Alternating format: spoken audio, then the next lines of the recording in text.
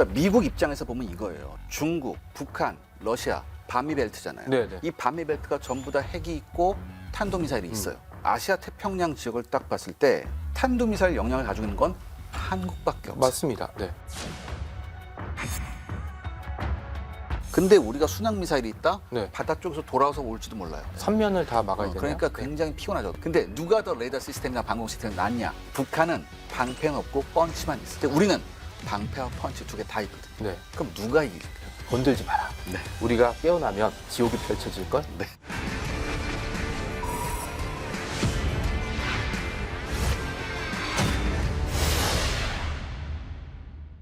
전 세계 방산 시장의 새로운 강자로 떠오른 K방산. 세계가 주목하는 자랑스러운 K웨폰을 파헤치는 시간. 리얼폰 K. 우리가 이 현무5를 개발하면서 제가 눈여겨본 게 소재 기술이에요. 엄청난 충격을 견뎌야 하는 센서도 그렇죠. 있지만 네네. 하지만 그것만큼 더 중요한 게 보통 마하 10으로 꽂히잖아요. 아우. 그럼 주변에 열이 엄청나게 나요. 미사일이 날아가야 되니까 이게 탄두부가 뾰족하고 네. 기니까 네. 속도가 붙을수록 더 뜨거워지고 굉장히 그러네요. 무려 1000도까지 올라가요. 네네, 자, 네. 근데 이 안에 이제 센서나 레이더가 그렇죠, 들어가 되잖아요. 근데 이 레이더나 센서가 그 열을 견딜 수 있어야 된단 말이에요. 생각해 보니까 그러네요. 얘기했던 뭐 센서, 뭐 레이더, 그 조금만 온도가 올라가도 이제 고장 나거나 작동을 안 할 때가 있잖아요. 그다음에 네. 계속 얘가 지상 관제소하고 신호를 주고받아야 돼. 그러니까 이 모든 걸 이 엄청난 악조건 하에서 다 모든 레이더 센서가 정상적으로 작동을 해야 돼요. 그러기 위해선 요것을 보호해주는 이 소재가 굉장히 중요합니다. 되게 역설적이네요. 미사일이라는 게 가서 잘 터져야 되는데 네. 터지기 전까지는 안에 있는 것들을 잘 보호해줘야 돼요. 그렇죠. 근데 이게 중요한 게 네. 우리가 그동안 우리가 여러 가지 모든 분야에서 기술이 굉장히 우리가 좋아졌는데 네네. 그 중에 하나에서 우리가 항상 아쉬웠던 부분이 소부장이에요. 특히 이 소재 부분. 네네. 소재에서 우리가 굉장히 후발주자예요. 그렇죠. 네. 예, 더구나 더 배가 아픈 게 일본이 소재에서는 딱 일본이라면 일본이 굉장히 좋거든요. 가위바위보를 해도 그래서, 지급지 않은데. 예, 네. 근데 저거를 어떻게 해야 되지라고 했는데 네. 우리가 굉장히 많이 쫓아왔어. 어허. 굉장히 많이 쫓아왔고 어떤 일부분에서는 이젠 일본하고 어깨를 나란히 할 정도입니다. 특히 탄소 선임 부분에서 네네. 이거 있어요. 미사일이 되도록 가벼워야지 멀리 날아가요. 그렇죠. 네네. 특히 미사일 이제 추진부 같은 데 네네. 있죠. 노즐. 예, 네. 노즐 같은데 거기도 열이 엄청나요. 거기가 제일 뜨겁지 네. 않을까요? 어떻게 보면? 그러니까 어쩔 수 없이 여기에다 금속을 썼다고요. 쇠. 예, 네. 금속 이제 알루미늄 합금이나 네, 이런 네, 걸 해서 이렇게 했는데 할 수밖에 없었는데 이러면 필연적으로 무거워집니다. 그러겠죠 아무래도. 근데 우리가 탄소 섬유를 개발해서 여기 부분을 전부 다 탄소 섬유로 대체했어요. 그러면 열에 견디는 가벼운 소재네요. 그러니까 앞으로 이런 소재가 계속해서 발전이 돼서 이제 본격적으로 우리의 현무5뿐만 아니라 대부분의 미사일에 적용이 되면 미사일의 사거리가 훨씬 더 늘어나게 됩니다. 그러니까 북한이 가지고 있는 탄도 미사일 기술 중에 북한이 제일 고생하는 부분이 바로 이 소재 부분입니다. 여러 가지로 고생했으면 좋겠는데 그것만 고생을 하다니 좀 가슴이 그러니까 아프네요. 특히 북한이 ICBM을 만들었다고 네, 하잖아요. 맞습니다. 근데 이 네. ICBM은 우주공간 밖으로 날아가서 들어와야 되는데 네. 재진입할 때 모든 이 마찰열을 견뎌야 돼요. 대기권 안에서 떨어지는 것보다 밖에 나갔다 떨어질 테니까. 근데 네. 이게 아직 증명이 안 됐거든요. 우려되는 건 이번 러시아 우크라이나 전쟁에 북한이 파병하면서 러시아가 이 기술을 줄지도 모른다는 얘기가 계속 나와요. 그 대가를 요구를 네. 했으면 줘야 될 상황이 될 수도 있겠네요. 근데 아무튼 어떻게 됐든 북한은 이런 소재 부분에서 굉장히 취약하기 때문에 북한제 미사일이 우리보다 좋지는 않아요. 그렇죠. 우리가 훨씬 더 좋아요. 맞습니다. 네. 문제는 걔네가 그 안에 뭘 집어넣냐 그게 문제이기 때문에 그렇지. 제일 나쁜 게 네. 우리는 정상인데 네. 상대방이 비정상이야. 네. 이럴 때 정말 피곤해지거든요. 네. 그러니까 북한은 농담이 아니라 미사일 안에 들어가라. 그렇죠. 이러면 사람 집어넣고 쏠 수도 있는 놈들이라. 네. 그래서 이제 벙커버스터 기술, 그 다음에 소재 기술, 그 다음에 위에서 떨어지면서 여러 가지 되게 역설적인 게 미사일은 맞춰서 잘 터져야 되는데 터지기 전까지는 안에 있는 레이더와 부품들을 아주 잘 보존해줘야 되는 이게 약간 결혼 과정의 데이트랑 좀 비슷한 뭐 이런 생각도 좀 들고 결혼과 데이트는 다르죠. 누가 그렇죠. 잡아놓은 전략과 전술, 물고기에다 전략과 전술이라는 생각을 할 때 아까 그런 생각이 들었어요. 결혼은 전략, 네. 그다음에 결혼을 하는 과정과 이후의 과정은 전술, 뭐 이런 생각들을 좀 해봤는데 그래서 우리가 네. 전쟁을 안 해야 돼요. 맞습니다. 네. 결혼 얘기하시니까 우리 기자님께서 급발진하는 거 굉장히 재밌게 잘 봤고요. 보통 사람들은 저 같은 일반인들을 보면은 미사일 쐈어. 네. 날아간다 내 세금이요. 막 이 정도로 하는데 그 단순히 날아가는 미사일이 날아가서 어느 정도 거리를 가서 목표물에 정확하게 명중하기까지는 정확한 소재 기술, 그다음에 센서, 뭐 레이더, 탄도 기술. 그러니까 어떻게 보면은 그 국가의 국방력을 상징할 수 있는 모든 요소가 그 안에 들어갈 수 있는 뜻이네요. 그렇죠. 그리고 이런 첨단 기술을 여러분들 이렇게 생각하시면 돼요. 지금 이런 첨단 기술이 뭐 이런 무기에만 쓰이냐? 아니에요. 결국은 무기를 위해서 이렇게 개발된 기술들은 나중에 민간에 퍼집니다. 아, 그래서 민간에서 쓰는 지금 자동차 같은 것도 이제 금속으로 하다가 네네. 결국에는 훨씬 가볍고 좋은 소재인 탄소 소재로 바뀔 수도 있어요. 뭐 제가 알기로는 인터넷 같은 경우도 원래 군용으로 사용을 네. 하려고 개발했다가 결국은 이제 민간이 사용이 되면서 네. 인류의 역사를 바꿔놨다라는 평가를 받잖아요. 그러니까 네. 이게 왜냐하면 당대 모든 최첨단 기술은 무기를 개발하는 데 사용돼요. 이게 동서고금을 막론하고 이게 변하지 않아요. 그리고 이렇게 되고 난 다음에 이제 민간에 퍼지기 시작하는 아하. 거거든요. 근데 중요한 건 이런 첨단 기술을 우리가 확보를 했어요. 네. 확보를 했고 앞으로도 개발이 거의 완료됐습니다. 더 중요한 건 뭐냐면 이렇게 확보된 기술들이 이제 양산이 되는 거거든요. 아, 양산할 수 있는 기술. 그러니까 개발할 수 있는 기술과 이것을 양산하는 기술은 또 다른 거거든요. 이게 물량이 또 확보가 돼야 그렇죠. 전쟁을 할 수 있는 뭐 전쟁이 뭐 1대1 결투도 아니니까 네네. 양산 과정에서 또 문제가 생기거나 아니면 성능이 떨어지거나 이렇게 되는데 우리는 뭐 그럴 염려는 없는 건가요? 네, 그러니까 일단은 개발이 완료했기 때문에 또 우리가 양산 굉장히 잘해요. 양산의 민족입니다. 심지어 우리 지명주의 양산도 있어요. 경남 네, 양산. 네, 네, 우리 증명했으니까. 네. 네. 그렇기 때문에 야 이게 역시 작가님하고 하니까 경남 양산 예, 좋아합니다. 네. 최첨단 기술의 개발 그리고 이것의 안정적인 양산 이 모든 두 마리의 토끼를 우리가 거의 다 잡은 상태거든요. 그렇기 때문에 앞으로 이것을 조금 더 우리가 활용을 한다면 우리가 여러 가지 기술 분야가 확 올라가면서 굉장히 안정적으로 우리 국방을 지킬 수 있다. 전 그렇게 생각을 합니다. 제가 이제 역사를 좋아해서 70년대부터 미사일 개발사를 보면 정말 눈물 나는 부분들이 되게 많았어요. 네네. 70년대는 트랙터 공장에 찾아가서 부품만 깎아달라 그렇죠. 그러고 청계천 가서 이게 날개 이거 어떻게 해야 돼요? 저는 이게 농담은 아니라고 생각하거든요. 그리고 미국 눈치 보고 뭐 딴 나라에서 비웃고 야 니들이 그게 되겠냐?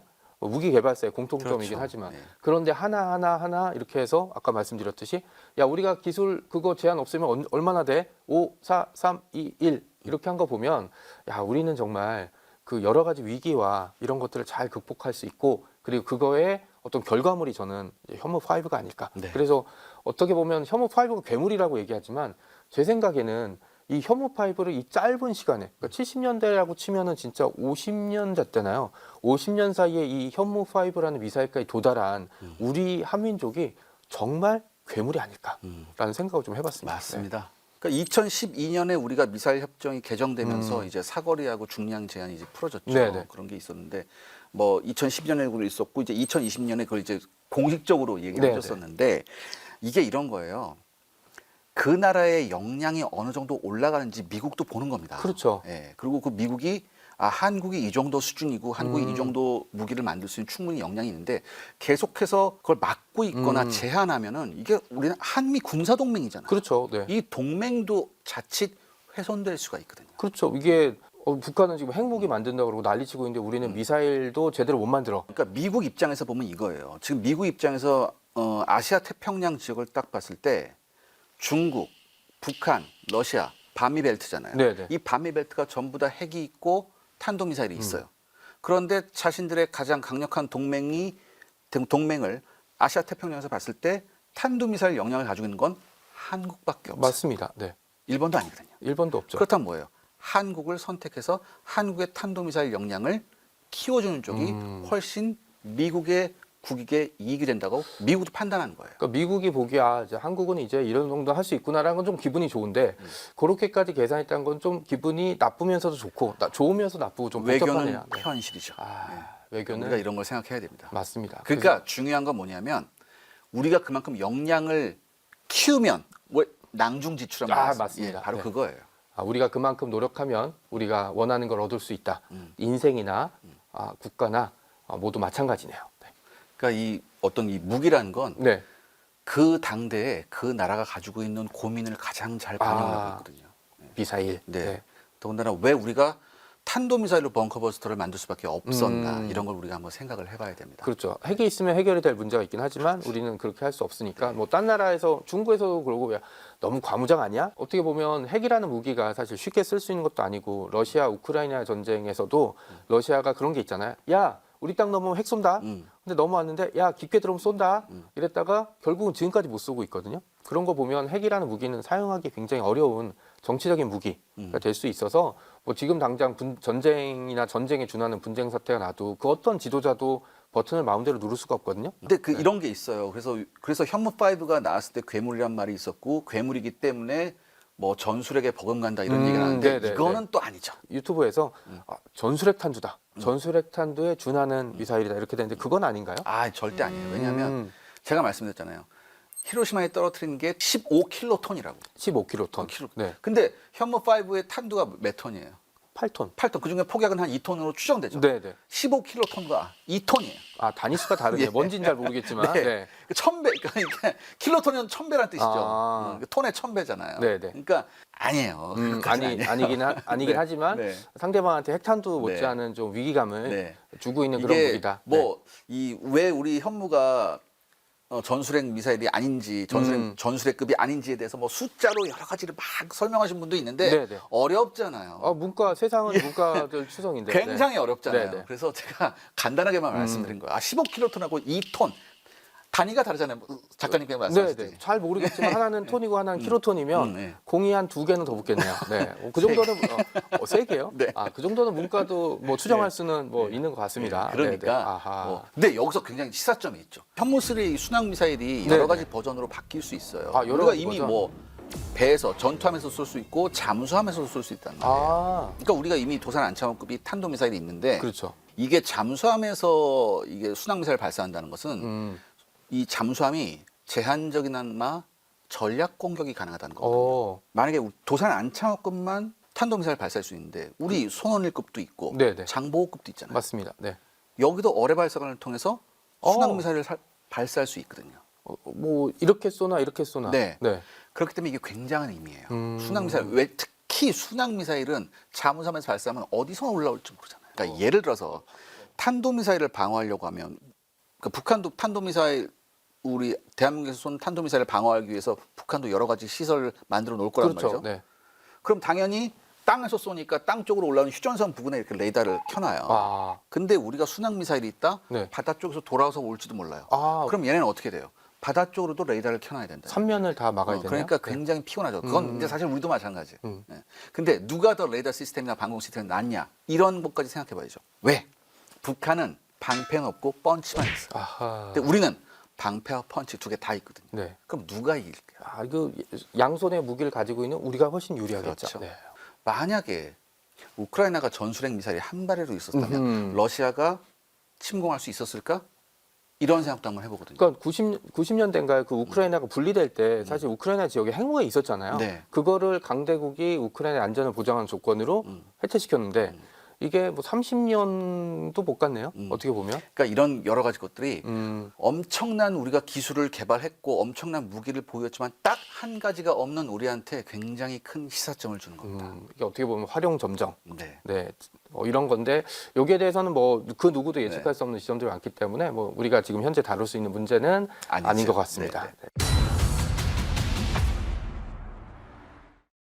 저 그리고 현무5 그 영상을 보면서 또 궁금했던 게 그 미사일을 실었던 그 차량, 이 테리라고 부르는 거 있잖아요. 바퀴가 엄청 많아서 처음에는 진해인 줄 알았어요.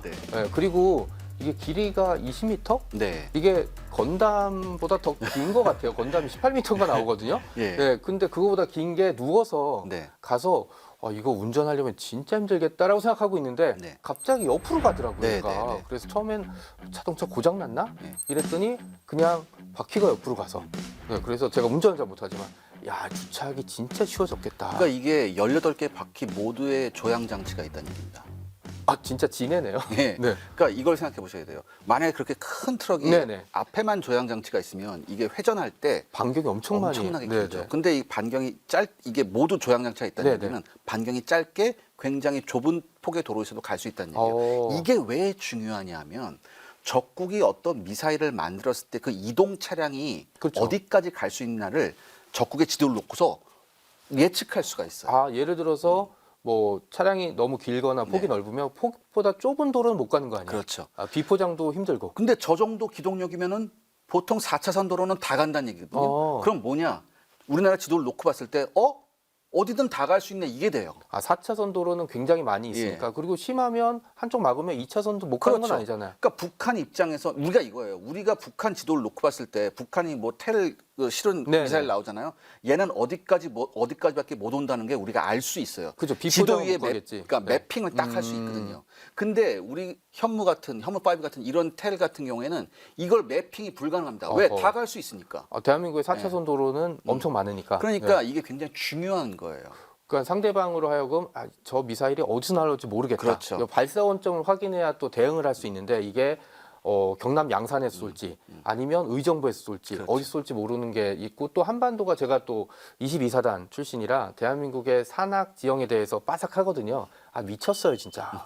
예, 이 좁은 도로와 이 엄청난 산에서 도로가 많지 않은데 이 남은 도로를 적절하게 활용할 수 있다. 그러면 이게 전쟁에서 쓸 수 있는 카드가 많다는 거는 이길 수 있는 가능성이 높아진다는 뜻이잖아요. 그러니까 북한은 도로 사정도 안 좋잖아요. 네네. 도로 사정도 안 좋고 이 텔이 또 하나에 최소 20억입니다. 아, 그렇기 때문에 비싸요. 그래서 네. 북한이 열차에서도 쏘고 저수지도 쏘고 그다음에 땅 파서도 쏘고 그러는 거예요. 네, 지금. 아. 여러 가지 왜냐하면 다 걸리니까. 네네. 또 어디든 돌아다니면서 쏘고 싶거든요. 얘네들도. 그렇죠. 근데 그게 안 되니까. 그러니까 여러 가지 탄도미사일 운용 면에서도 우리가 훨씬 북한보다 유리한 상황입니다. 아하. 이런 건 잘 얘기를 안 해줘요. 왜냐면 미사일만 그냥, 보니까. 네. 왜 괜히 그냥 북한이 미사일 많이 쏜데 어떡하지? 주가가 또 떨어지면 어떡해? 이런 네네. 얘기만 하거든요. 근데 여러 가지를 봤을 때 우리가 북한보다 훨씬 더 앞선 미사일 운용 능력, 미사일의 성능을 가지고 있다. 이거는 제가 우리 국민 여러분한테 시청자 여러분께 정확히 말씀드리고 싶습니다. 그러니까 단순히 미사일 성능도 중요하지만 아까 얘기했던 소재 기술, 그다음에 또 하나가 미사일을 발사할 수 있는 위치가 얼마나 많이 네. 있느냐, 네. 이게 또 전술적으로 굉장히 중요한 지점인데 네, 맞습니다. 역시 우리는 경제도 좀 북한보다 발전했고, 네, 그다음에 네. 텔도 훨씬 좋네요. 그렇죠. 네, 그래서 그런 측면에서 훨씬 낫다. 그러면 이 현무5를 이제 이렇게 장점이 많고 정말 북한이 무서워할 수 있는 무기인데 개발됐다는 얘기는 뭐 들었거든요. 네. 근데 이제 또 개발이랑 뭐 양산 배치는 또 다르잖아요. 그러니까 양산에 돌입을 했습니다. 그래서 어.